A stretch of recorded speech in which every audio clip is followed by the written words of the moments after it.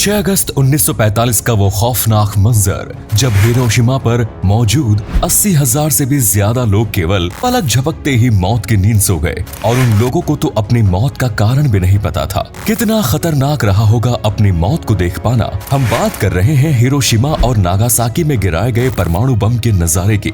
इन दोनों शहरों में हुए परमाणु बम विस्फोट में 2.5 लाख से भी ज्यादा लोगों की जान चली गई थी। आज आप भी उस दिन के उस खतरनाक नजारे के बारे में सुनकर कांप उठेंगे। तो चलिए शुरू करते हैं।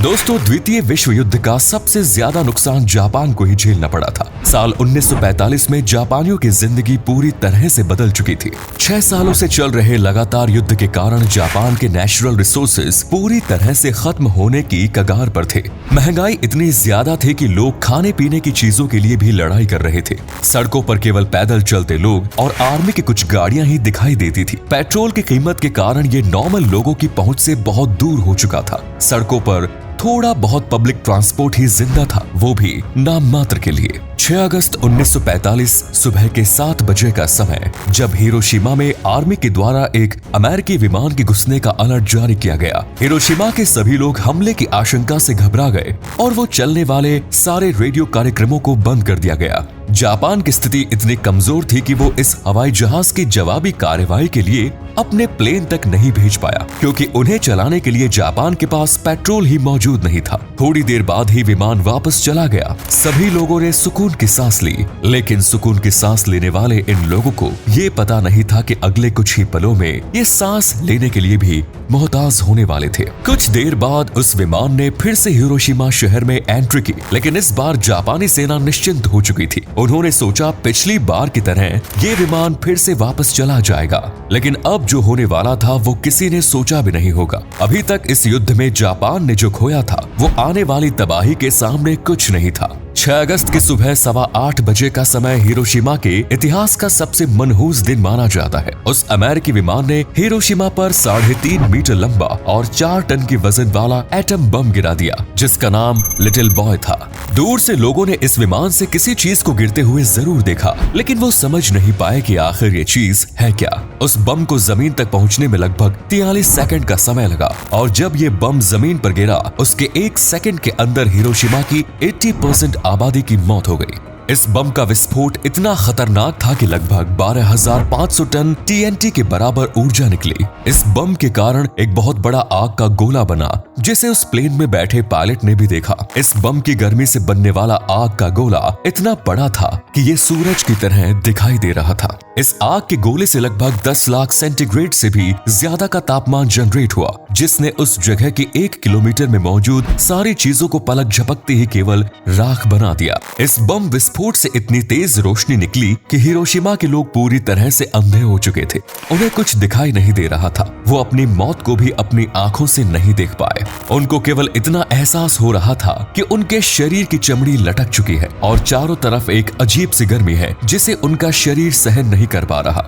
मरने वाले लोगों में से अधिकांश तो अपनी मौत की वजह भी नहीं जान पाए। उस समय हिरोशिमा की आबादी लगभग 1 लाख के करीब थी और उनमें से 80,000 लोग पलक झपकते ही उस बम विस्फोट में जलकर राख हो गए, जिनकी केवल हड्डियों के अलावा और कोई चीज मौजूद नहीं थी। और इस विस्फोट में जो लोग जिंदा बचे, उनके लिए आगे की जिंदगी मौत से भी बदतर होने वाली थी। हिरोशिमा में केवल कंक्रीट से बने मकानों को छोड़कर बाकी सभी मकान पूरी तरह से खत्म हो चुके थे। लगभग हिरोशिमा की 2/3 बिल्डिंग्स जमींदोज हो चुकी थी और जो बची थी उनमें भी बहुत ज्यादा नुकसान हुआ। ब्लास्ट की जगह से 15 किलोमीटर की रेडियस तक आने वाली हर मकान की खिड़कियां और दरवाजों के कांच चकनाचूर हो चुके थे, जो इस ब्लास्ट की तीव्रता को बयां करता है। एक जापानी सैनिक जो इस बम ब्लास्ट में सरवाइव कर गया था, उसके मुंह से उस घटना को बयां करे तो सुनने वाले के रोंगटे खड़े हो जाते हैं।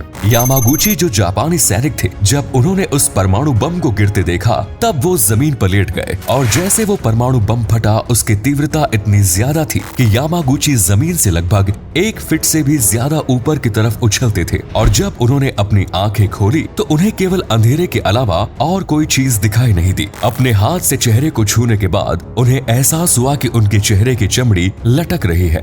यामागुची एक पेड़ के पास जाकर बैठ गए, जिस पेड़ की एक भी पत्ती नहीं बची थी। उस पेड़ की सभी पत्तियां जलकर राख हो चुकी थी। इस पेड़ तक पहुंचने के लिए यामागुची ने अपने जीवन का पूरा संघर्ष झोंक दिया। हर तड़पते हुए इंसान के मुंह से केवल एक ही चीज सुनाई दे रही थी, हमारी मदद करो। ब्लास्ट से जो गर्मी पैदा हुई थी, उससे सभी लोगों का गला पूरी तरह से सूख गया था और सभी लोग पानी पाने की गुहार लगा रहे थे, लेकिन उन्हें पीने की एक बूंद देने वाला भी वहाँ कोई नहीं था। जब यामागुची को अस्पताल ले जाया गया, तब वहाँ का नजारा देखकर यामागुची अंदर से कांप गए। हर जगह लाशें पड़ी हुई थी, जिनमें से कुछ जिंदा भी थे। अस्पताल में मौजूद सभी लोगों में एक चीज कॉमन थी, और वो ये थी कि वहाँ मौजूद सभी लोगों के शरीर पर पूरी तरह से जले हुए थे। लेकिन दोस्तों, मुसीबत अभी खत्म नहीं हुई थी, बल्कि ये तो शुरुआत थी। बम विस्फोट से जो गर्मी पैदा हुई थी, उसके कारण हिरोशिमा में बारिश होना शुरू हो गई और ये बारिश मौत बनकर हिरोशिमा पर बरस रही थी। इस बारिश को काली बारिश का नाम दिया गया, क्योंकि ये कोई आम बारिश नहीं बल्कि रेडियो एक्टिव पदार्थ और अन्य हानिकारक पदार्थों की बारिश थी। ये बारिश एसिड रेन से भी ज्यादा खतरनाक थी, क्योंकि इसमें रेडियो एक्टिव तत्व के अलावा धूल के कण आदि भी मौजूद थे। इस बारिश को काली बारिश के नाम से जाना जाता है, जिसमें पानी की बूंदों की जगह ग्रीस की तरह तेल बादलों से बरस रहा था। इस काली बारिश ने हिरोशिमा के बचे हुए लोगों की आने वाली जिंदगी को जहन्नुम बना दिया। इसके कारण लोगों को स्किन कैंसर और भी बहुत सारी खतरनाक बीमारियों का सामना करना पड़ा और उनके लिए उनकी बची हुई जिंदगी मौत से भी ज्यादा बदतर हो गई। हिरोशिमा के इस दिल दहला देने वाली घटना के केवल 3 दिन बाद ही अमेरिका ने जापान को फिर से एक ऐसा घाव दिया जिसका मरहम किसी के पास मौजूद नहीं था। 9 अगस्त 1945 को दोपहर के समय जापान के शहर नागासाकी में अमेरिकी विमानों ने एंट्री की।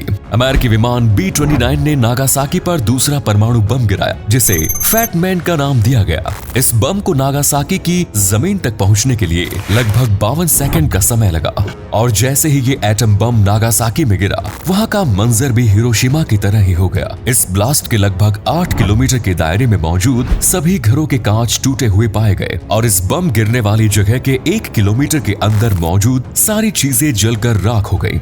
ग्राउंड जीरो से लगभग 1 किलोमीटर की रेडियस में मौजूद सभी जानवर और इंसान उसी समय जलकर राख हो गए। नागासाकी में लगभग 40,000 से भी ज्यादा लोगों की परमाणु बम गिरने के कुछ सेकंड्स के अंदर ही मौत हो गई। नागासाकी में भी रेडियो एक्टिव पदार्थ के कारण काली बारिश हुई और जिन लोगों पर काली बारिश के छींटे पड़े, उनकी जिंदगी नर्क से भी बदतर होने वाली थी। इस बम विस्फोट में जिनकी जान बच गई थी, उनके लिए जिंदगी आसान नहीं बल्कि मौत से भी खतरनाक सफर होने वाली थी। उन्हें तरह तरह की बीमारियों का सामना करना पड़ा और उनकी हर आने वाली पीढ़ी में इन बीमारियों के लक्षण साफ दिखाई देते हैं। उनकी हर पीढ़ी में किसी न किसी अंग में रेडियो एक्टिव पदार्थ के कारण कमी देखने को मिली है। दोस्तों, एटम बम की मार झेलने वाले ये शहर पूरी तरह से नेस्तनाबूद हो चुके थे, लेकिन फिर भी आज जिस स्थिति में ये शहर खड़े हुए हैं, दुनिया के लिए ये एक सीख लेने वाली बात है। टेक्नोलॉजी में जापान का कोई मुकाबला नहीं है। परमाणु बम के हमले के 77 साल के बाद आज हिरोशिमा और नागासाकी, ये दोनों शहर दुनिया के सबसे विकसित शहरों की श्रेणी में आते हैं। आज नागासाकी एक पोर्ट सिटी के रूप में डेवलप हो चुका है और वहाँ की जनसंख्या 4 लाख से भी अधिक है और वहीं हिरोशिमा शहर भी पूरी तरह से डेवलप है, जिसकी जनसंख्या 12 लाख से भी अधिक है। इन्फॉर्मेशन अच्छी लगी तो वीडियो को लाइक करके अपने फ्रेंड और फैमिली सर्कल में शेयर जरूर करें। धन्यवाद।